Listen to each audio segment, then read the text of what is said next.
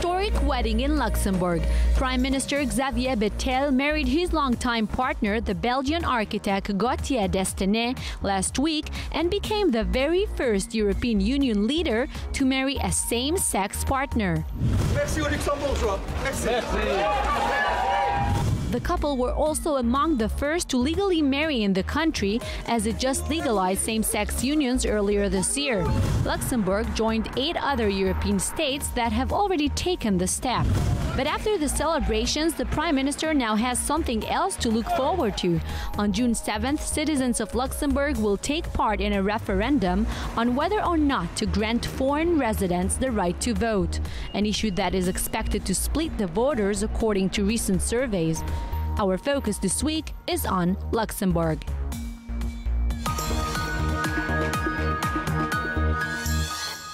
Hello and welcome to our focus on Luxembourg, the tiny European duchy which is the only country in the world to have both a gay prime minister and deputy. The wedding of Prime Minister Xavier Bettel and his partner was very private, but the politics which paved the path to this day were very visible and clear to all, and we will try to understand it with our first guest for today, Robbie Anthony from the Information Center for Gay and Lesbian in Luxembourg. Hi, Robbie, thank you for joining us. So what does it in fact mean for the gay community in Luxembourg? How does it change their status? Well, does it change our lives? That's the question. The main thing in this whole story is that there's one big thing. It is, first of all, a very big and strong, real recognition of the LGBT population, a recognition of their rights, and a recognition, after all, of their love. We do actually not make such a fuss about it. It is just something that is being considered as natural. Finally, it has come, it is there, and now we simply want to use it and marry our partners. That's it. And Robbie, what's the political background which led to this reform? Why now? Very often people believe that it is like some kind of overnight story, but that's not the truth. You know, this is actually the final result of almost 4 decades of activism. So we had smaller steps earlier, like in 2004 we had civil partnership and so on. So you see, that's actually just the final result of something that we had started maybe in the early 70s. And how can you explain the fact that Luxembourg is one of the very few countries which have passed such a reform? What does it mean about the local society, maybe? We have France that has recently opened up marriage to same-sex couples. We have almost for 10 years same-sex marriage in Belgium. And you know how we say, we always make a joke about it. In Belgium they have marriage for 10 years now, and they still eat their fries with mayonnaise. And so it might sound stupid, but in fact that's all that has nothing has changed. Robbie, thank you so much for all your insights. Very interesting interview. Thank you. Thank you for asking me for this interview.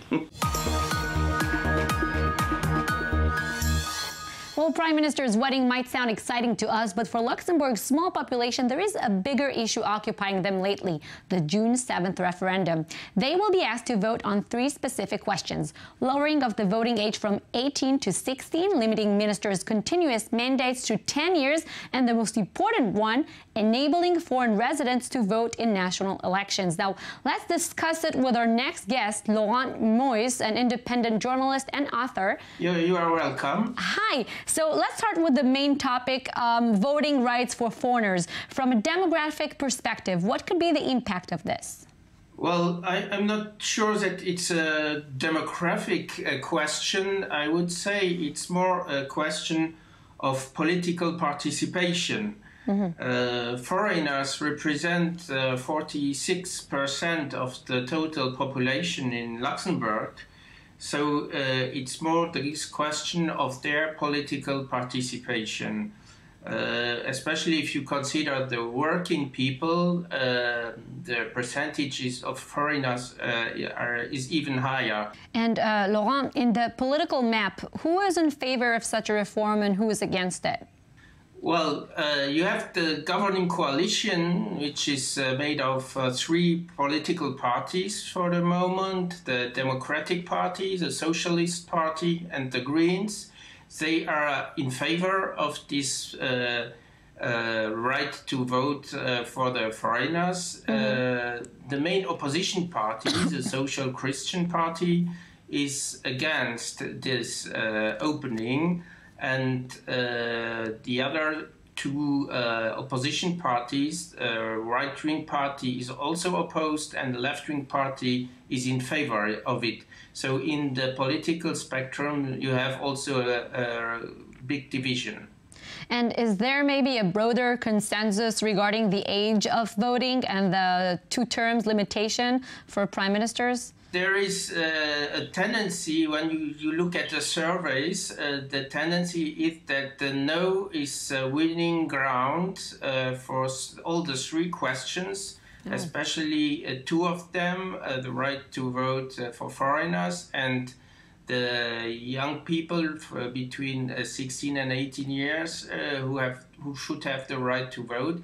There, for these 2 points, the no is in front, is ahead, and the third question about the limitation of the ministerial mandate to up to 10 years, there is a small difference for the moment, but there is no real majority for the yes. So there is a tendency towards a no for the 3 questions. We will wait and see about these results. Thank you so much for this interview, Laurent. Thank you. And now, what else is going on in Luxembourg? Reports of injuries caused by physical domestic violence increased in Luxembourg last year, making up more than 1/3 of all reported incidents. According to figures released by Luxembourg's Equal Opportunities Ministry, out of the 876 domestic abuse interventions, in 300 cases, victims reported injury from physical abuse. Luxembourg's parliament is set to debate the decriminalization of cannabis and outline a new drug prevention program. Drug use in Luxembourg has steadily increased from 2009 to 2014. Among new measures proposed to curb its rise, a broad debate in Parliament will take place to consider decriminalizing the consumption of cannabis. Luxembourg's Prince Felix stopped by the Cannes Festival this weekend, where the Grand Duke's film industry hosted an open day at its pavilion, welcoming filmmakers from around the world. Luxembourg has made a name for itself internationally, especially in recent years with the Oscar win for animated short film Mr. Hublot in 2013. Classic car lovers gathered in Luxembourg last week as some 70 vehicles made their way through the country as part of a rally hosted by the local automobile club. The event marked the 15th edition of the ACL's Classic Tour, which showcased car brands such as Bugatti, Morgan, Aston Martin, and Cadillac. Luxembourg is hosting a night of sport throughout 21 municipalities across the country. Organized sporting events will be open to the public, including football, basketball, and martial arts, as well as non-traditional sports such as ping pong in the dark. Participants will aim to take part in as many sport activities as possible during the event. Some European and American politicians had accused Luxembourg in the past of acting as a haven of corporate tax dodgers and demanded a reform. After years of resisting changes that could damage the country's financial industry, last January, Luxembourg introduced automatic exchange of tax information with other European countries. Let's analyze the aftermath of this with Jean-Luc Siwek, editor-in-chief of Luxembourger Vort, who also served as financial advisor to the former Prime Minister. Hello. Pleased to be here. Now, Luxembourg is not the only country in the world that was forced to go through such a banking transparency reform, but with almost 150 banks for almost 30 countries in its territory, the impact is probably massive there. Is it so? Not exactly. You have to see that the transparency issue on tax information does not really concern all the banks in Luxembourg. Even those that are concerned do not have as their only business the private banking activity in which this is relevant.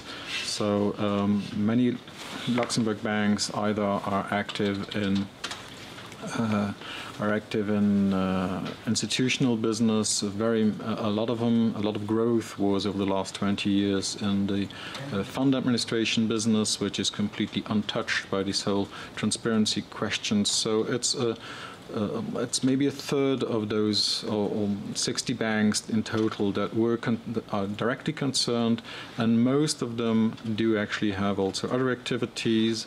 So the main challenge is basically to switch, or to accelerate the switch of their customer base from smaller customers who indeed might have been tempted into not declaring their taxable income that was realized from capital income in Luxembourg, but and to switch them over to more sophisticated investors who will not seek really a tax secrecy, just a certain confidentiality, but on the other hand, looking for international services, so cross-border financial services, and that is basically what Luxembourg Financial Center can offer them.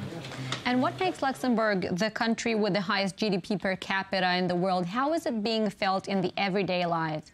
Well, first of all, you need to be aware that the statistics are not purely reliable, in the sense that the Luxembourg economy is not only driven by the Luxembourg inhabitants. We have some 140,000 cross-border workers coming into Luxembourg. So basically we have an economy that's twice the size that the Luxembourg population would allow it to have.